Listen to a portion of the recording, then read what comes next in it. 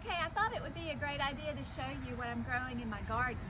And I need to mention that having a water source is so important. So you need to make sure that you've got either a hose to water your garden nearby, or that you can somehow get water to your garden, whether it's just running water in a watering can or a bucket, so that you can water your garden.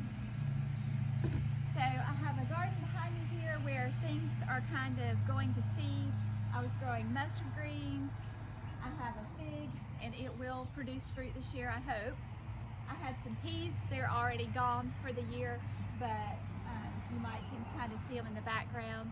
Snow peas were growing, and I'm growing some carrots and some asters that are small, and some rainbow chard.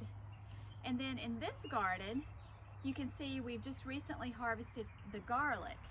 And so we're gonna step over here and look at some of my herbs and flowers. This is a chive plant. The flowers were much prettier in the early spring, purple flowers, but this is still growing and producing chives. This one is called Borage, and it's an herb plant that's edible. This is my rain gauge. You know, it's optional, but if you want to be able to keep track of how much rain you get, it measures the rainwater for you. And so we recently have had 2.5 inches of rain, so that's really good. Over here is a plant that produces these purple flowers. This is a coneflower, also known as Echinacea. Behind it is parsley that has gone to flower. It's starting to lean over now. I have golden oregano right here. This is a good smelling, good tasting herb. And then we harvested garlic today. And so in this bucket, you can see what the garlic looks like. Nice big bulbs of garlic, and lots of them. Here we are in my big garden. So I started a flower farm this year. It's still bright even though it's after 7 o'clock in the evening. This is a teddy bear sunflower that is blooming beautifully and has some more buds on it. On the left, I'm growing lilies. They're called day lilies for a reason. They open in the daytime, so right now they're closed. And have a long row of day lilies, and beside those is calendula. You can see the calendula flowers beginning to open. So they're a pretty kind of peachy pink color. And then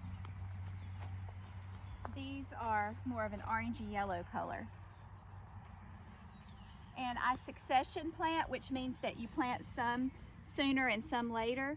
And so the ones that aren't open yet were planted later, and these were planted later also. So they'll flower, you know, probably in the late part of the summer. I also grow fruit trees. We have apple and pear, and we have some other fruit that I'll show you.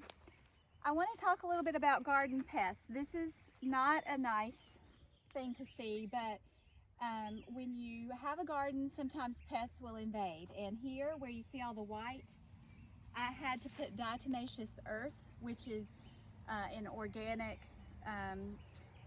ground up shell, but I wanted to get rid of the ants that attacked my cosmos flowers, and so they look bad, but I'm hoping that what I've done will make the ants go away. Little tiny flowers here are snapdragons. That's the first time I've grown snapdragons, and I hope they do well.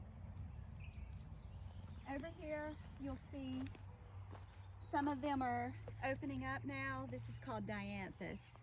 It's a pretty neon purple color. And then I'm gonna step over and show you my herbs. And so I have some herbs over here, more golden oregano, sage. I have a purple basil, and then I'm also growing several different types of tomatoes. I think I have a beef steak tomato and a cherry tomato, which is the smaller ones, and then this is going to be a yellow pear tomato, 2 yellow pear tomatoes actually. It's nice to plant tomatoes near basil and other herbs. they kind of like each other and they grow well next to each other.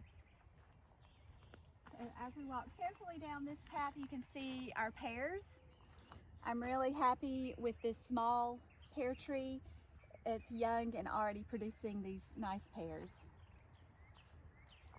And here are more herbs, tarragon. This is lavender, sage.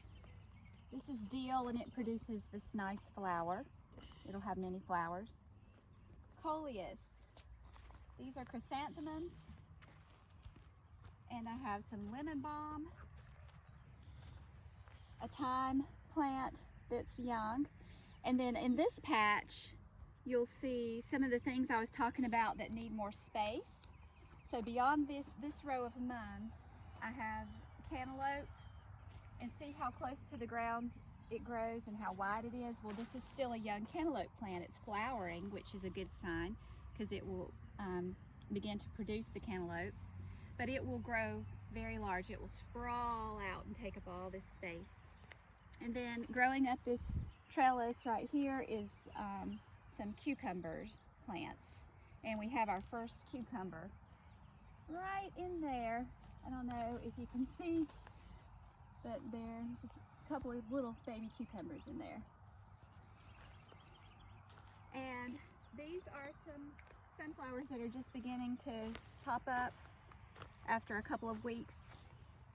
Those are young sunflower plants. They'll grow massively tall.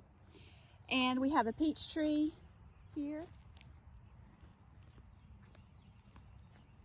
And then the last part of the garden at the bottom is sunflowers, more of the teddy bear sunflowers that I showed you at the beginning.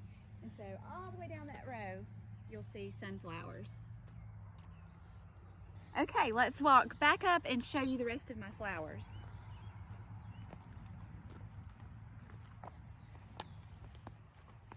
It's good to have some kind of mulch in your garden, whether it's compost or mushroom compost. You can have wood chips like we have, or seed-free straw. There's many types of mulch, but they help keep the weeds down and keep your garden clean. Over on this left side is zinnias. So I have several different colors of zinnias. There's the rose colored, the purple, the pink. And the great thing about zinnias is they'll bloom all summer into fall and keep blooming. And marigolds are next. So I have marigolds, and then this flower is dahlia. And then over here we have grapes. And there are grapes on the vines on this end. So they're green, but they will turn purple later. Okay, so I hope you enjoyed the tour of my garden.